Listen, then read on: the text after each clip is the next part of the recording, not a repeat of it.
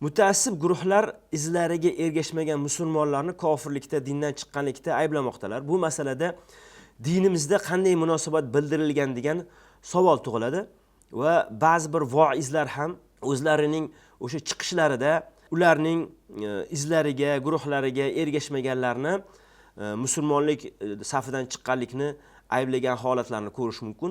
Bu borasida demak islom tarixiga, hadislarga murojaat qilish kerak bo'ladi va bu borada bu fikrlar asosan xavorij yo'nalishi guruhlari tarafidan chiqayotgan fikrlar va bu fikrlarni alomatlarini sanab o'tilgan hadislarda, masalan Muslimning hadis to'plamida butun boshli bir xavorijlarga ularning alomatlari haqida tavsiflar ketadi. Olimlarning tabaqot yoki guruhlar haqida aytilgan asarlarida ularning alomatlari haqida bir qancha fikrlar aytiladi. Albatta hadislarga asoslangan fikrlar aytiladi. Demak, xavorijlarning alomatlaridan bittasi Buxoriyning hadis to'plamida aytiladiki, olihalariga sig'inuvchilarni boricha qoldirib, iymon egalarini o'ldiradilar degan demak hadisni kelishadi va olimlar buni aytishadiki, misol qilib Ali ibn Abu Talib, Muaviya ibn Abu Sufyan, Amr ibn Oslarga nisbatan xavorij vakillari tarafidan qilingan demak qotillik va suiqasdlarni eslab o'tishadi. Ali ibn Abu Talibni ularni fikrlariga ergashmaganligi uchun kofirlikda ayblashadi va uni o'ldirishadi. Demak, Muaviya ibn Abu Sufyan va Amr ibn Oslarga suiqasdlik uyushtirishadi.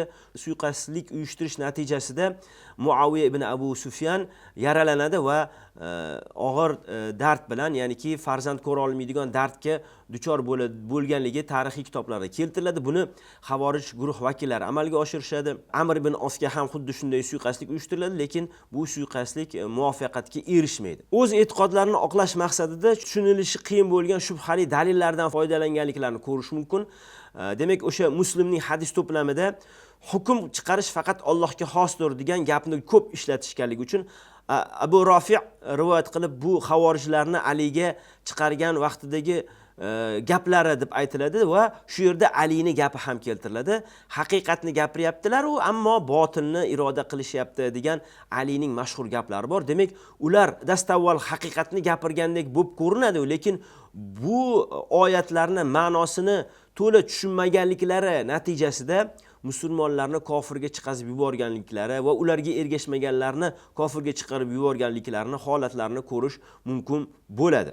Abdulloh ibn Umarlarning demak mavlosi Nofi'dan rivoyat keladi.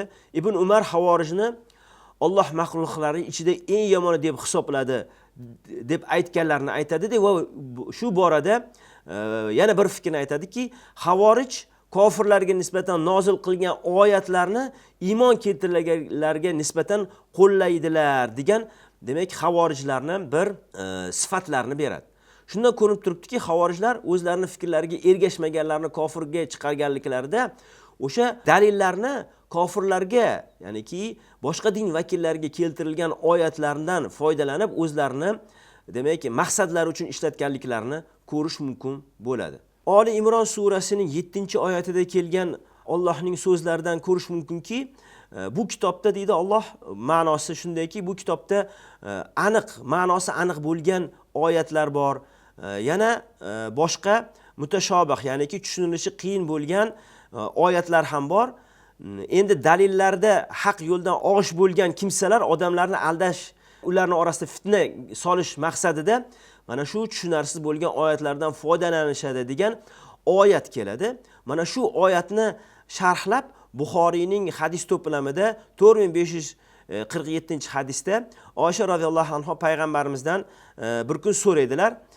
Shunday dedilarki, agar sen tushunilishi qiyin bo'lganlarga ergashayotganlarni ko'rsang, bilginki, bu o'sha Alloh aytgan insonlardir. Shuning uchun ulardan ehtiyot bo'lgin degan ma'nodagi hadisni keltiriladi Buxoriyda. Mana shu hadisdan ko'rinib turibdiki, o'zlarini demak g'arazli maqsadlarini amalga oshirishda o'zlarini fikrlariga ergashmayotganlarini kofirlikda ayblayotganlar mana shu hadis va oyatlarga bir nazar tashlasalar maqsadga muvofiq bo'lgan bo'lardi.